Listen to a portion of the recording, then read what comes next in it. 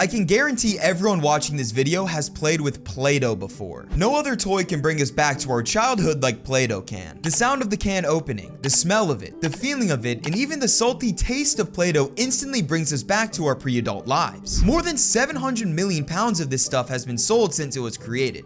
But do you know how it was created? The story is quite fascinating. It was invented in the 1900s, not as a toy, but as a tool for cleaning walls. It was eventually transformed into a toy in the 1950s, but it took years and one great marketing strategy for it to catch on. It's crazy that such a simple invention has quite the history to it. And that history begins in 1912. That year, a company called Kutol was founded by a man named Samuel McVicker in Cincinnati, Ohio. Kutol was known for making soap, and they were doing alright, but after 15 years in business, they were about to go under. Because of this, Samuel's son Cleo, who was just 21 years old at the time, was tasked with selling off the company's remaining assets, which mainly consisted of a ton of powdered hand soap. The original plan Samuel had was to sell off everything, and after that was done, the company would be done too. Cleo, however, managed to turn a nice profit selling off the remaining soap they had, which resulted in Kutol barely being able to stay afloat for a little bit longer. Because of his success, Cleo hired his brother Noah to help him with trying to revive the company and make it successful. Their hard work would eventually pay off, because in 1933, Cleo landed a meeting with the executives of Kroger, the now giant grocery store chain. Cleo was desperate to land any sort of manufacturing deal with Kroger, and luckily for him, they had an offer. That offer would be to manufacture wallpaper cleaner. Nowadays, wallpaper cleaner sounds redundant, but in the 1930s, it was a hot commodity. Homes back then were mainly heated with coal because it was a lot more efficient and cheaper than wood. However, using coal would leave nasty soot stains everywhere, and these stains couldn't be cleaned with soap and water because the wallpaper was made with actual paper which couldn't get wet. So, wallpaper cleaner was invented and sold to tackle that exact issue, and it worked well. Kroger offered to buy 15,000 cases of wallpaper cleaner from Kutol, but if they didn't deliver it on time, Kroger would fine them $5,000, which is roughly $90,000 today. Cleo was in a tough spot. This massive order would bring Kutol back into business, but not delivering the order on time would result in bankruptcy. In a bold stroke, Cleo accepted the offer, but now he was in an even tougher situation.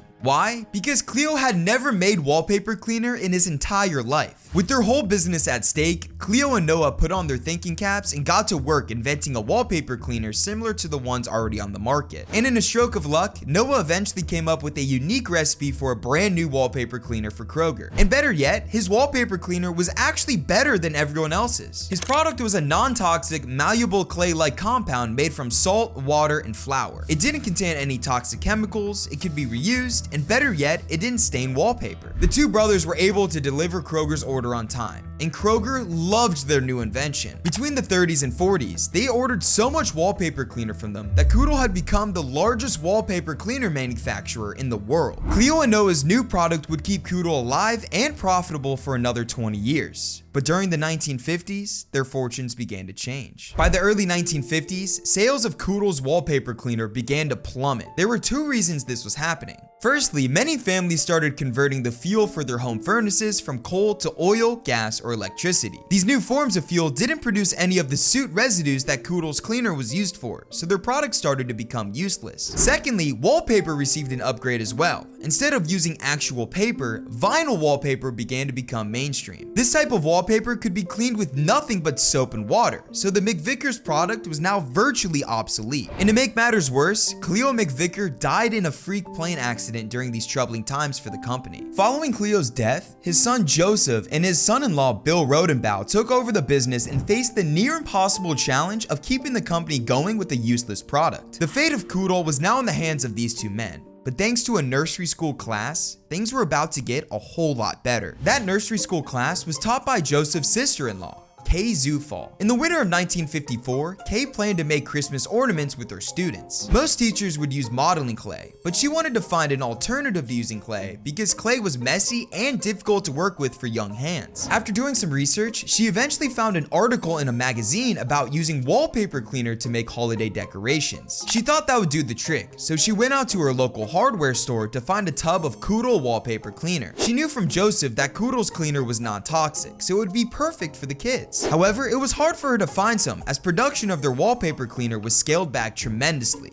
But lucky enough, her local hardware store had one container left in stock. Kay purchased the tub and brought it to her next class for the kids to use, and they absolutely loved it. Kay was absolutely shocked by how well Kutol's wallpaper cleaner worked as a kid's toy. She told Joseph to come to her class and check out the amazing ornaments the kids made with Kutol's cleaner. When Joseph arrived, Kay suggested transforming the wallpaper cleaner into a brand new kid's toy. And after Joseph saw how well it worked as a toy, he agreed with her. He returned to headquarters and worked with Bill to reformulate and repurpose the products they were already making using the same heavy-duty equipment and manufacturing space, only this time to make a kid's toy instead of wallpaper cleaner. While increasing production, the duo soon realized that they would need a new name for their new toy. Joseph brainstormed the absolutely genius name, Kutol's Rainbow Modeling Compound. Joseph ran the name by Kay, who assured him that this was a horrible name. She and her husband Bob then set about trying to think of a better one, and in the course of their discussions, Kay came up with the name Play-Doh. Thus, in 1955, Play-Doh was officially created. After much experimentation, Joseph decided to sell Play-Doh in cardboard cans with metal bottoms, as it would keep the dough from drying out. Those tins were also designed perfectly for kids, with bright, bold colors and with children playing on the front. At first, Play-Doh only came in white and was sold in 1-gallon cans. But a year later, Joseph developed 3 new colors of Play-Doh: red, yellow, and blue, which were all sold in 7-ounce cans. That same year, Joseph established Rainbow Crafts Company, a subsidiary of Kutol. He named their company Rainbow Crafts because you can make any color of the rainbow with their 3 new colors of Play-Doh. Joseph and Bill were ready to go. All they needed now was a strategy for convincing parents to buy it for their kids. They ended up having a good starting place. Thanks to some connections to school board members formed from selling soap, Kutol initially sold their new product to elementary schools all throughout Cincinnati. They also began trying to market it to local stores, but only received a marginal amount of success. Sales weren't growing fast.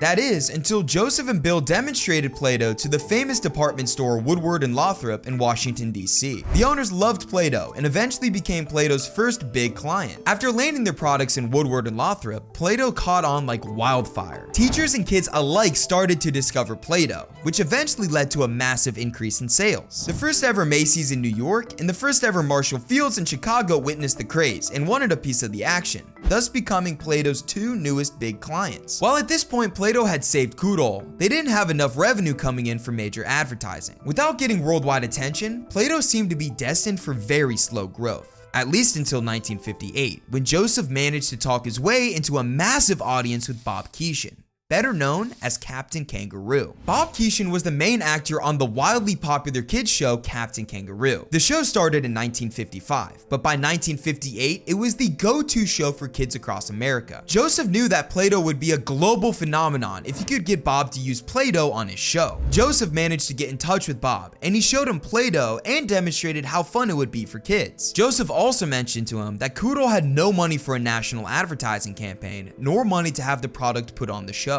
However, Bob absolutely loved Play-Doh, so he worked out a deal with Joseph. That deal would be to use Play-Doh on the show once a week in exchange for 2% of the sales generated from the show. Joseph didn't realize it at the time, but he had just struck the deal of a lifetime. After Play-Doh was featured on Captain Kangaroo in 1958, sales skyrocketed to $3 million, roughly $29.4 million today. Rainbow Crafts was struggling to keep up with the overwhelming demand for Play-Doh. There was so much backorder after Play-Doh was televised that it took 16 months to get through it all. By the 1960s, Joseph and Bill were in the chips. Play-Doh was selling like crazy. And better yet, they were able to get 500% more revenue selling Play-Doh over wallpaper cleaner. Even though they were still selling their wallpaper cleaner at 3 for 25 cents, they were able to sell Play-Doh at 3 for $1.50, despite the fact that the cans contained the same amount of the compound and the 2 products were virtually identical. In 1960, Play-Doh introduced its new mascot, Play-Doh Pete, a smock and beret wearing cartoonish boy who kids across America loved. It would also be in 1960 that Joseph and Bill would make a revolutionary move for their business. That year, the duo wanted to start making accessories for Play-Doh, so Joseph hired 2 engineers named Bob Bogle and Bill Dale to design a new toy that would be fun for kids to use with Play-Doh. To get inspiration, they visited the factory where Play-Doh was manufactured. They were intrigued by how satisfying it was to see Play-Doh being pushed out into long lines that would eventually be cut and put into cans. After taking inspiration from the factory, Bill and Bob designed the Play-Doh Fun Factory, a toy press that allowed Play-Doh to be pumped out out into different shapes like bricks, spaghetti, and more. Joseph and Bill loved their new invention and put it in production immediately. And eventually, kids across America started to love Play-Doh even more,